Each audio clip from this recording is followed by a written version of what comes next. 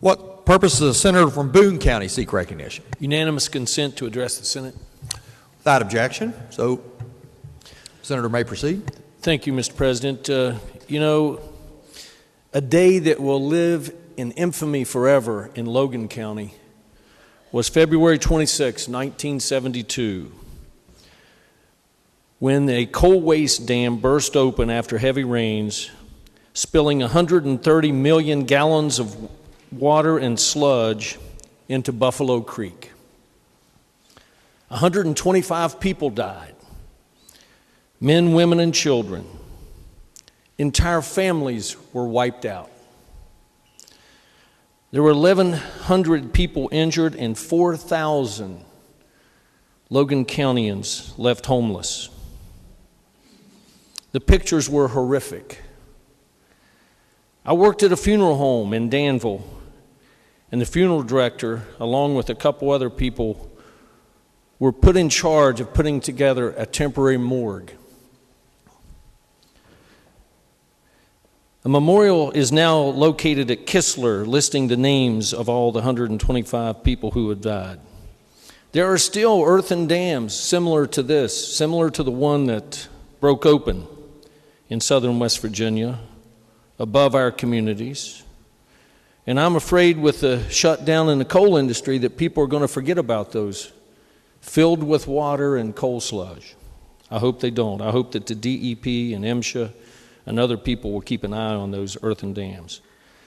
But this is, again, February 26, 1972, a day that will live in infamy for Logan County and the entire state of West Virginia, and the world for that matter. Recognize the senator from Logan County. Thank you, Mr. President. I also would like to address the Senate. Without objection, Senator may proceed. Thank you so much, sir. I would like to follow up on my colleague from Boone's comments about today being a somber day for all Logan Countyans. I'd like to give you a visual for a moment. On February 26, 1972, I, Paul Hardesty, a little 9-year-old boy living at Whitman Creek, West Virginia. I was 9 years old. I just turned 9. I'll never forget this as long as I live. You see, back then, on that Saturday, we'd had 3 days of heavy rain coming up to that Saturday morning. And back then, the only way you could get your information was to get your little transistor radio and listen to WVOW radio in Logan, because every half hour they would give you at what stage the Guyandotte River was. We were having severe flooding in Logan County during that 3-day period.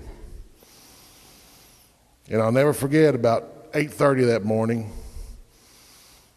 the late Bill Becker, who owned WVOW radio, he came on the air and he said, "Something bad has happened up in Man." We had no idea what and of what magnitude. He came back on the radio about 9:30 that morning, and I think outside of the WVOW studios, you could see the Guyandotte River, which was out of its banks. And if you can visualize a tractor trailer that hauls gasoline floating right down the middle of the Guyandotte River. And he come back on the radio again, he says, "Something really, really bad has happened up the road." And back then we didn't have social media. Communication was sparse at best, but we knew something out of the ordinary and catastrophic had occurred. And what had occurred was a 15 to 20 foot wall of water and debris came rolling down Buffalo Creek. 17 communities, 17 little coal camp communities along Buffalo Creek were decimated. 507 homes were destroyed.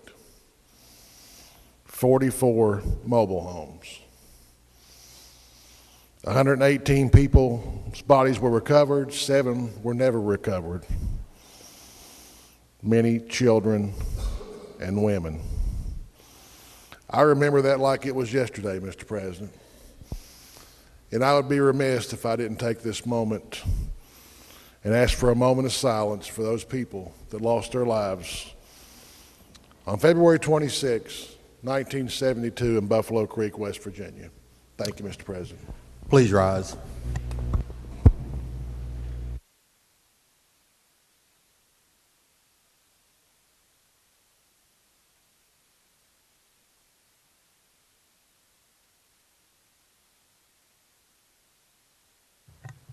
Amen.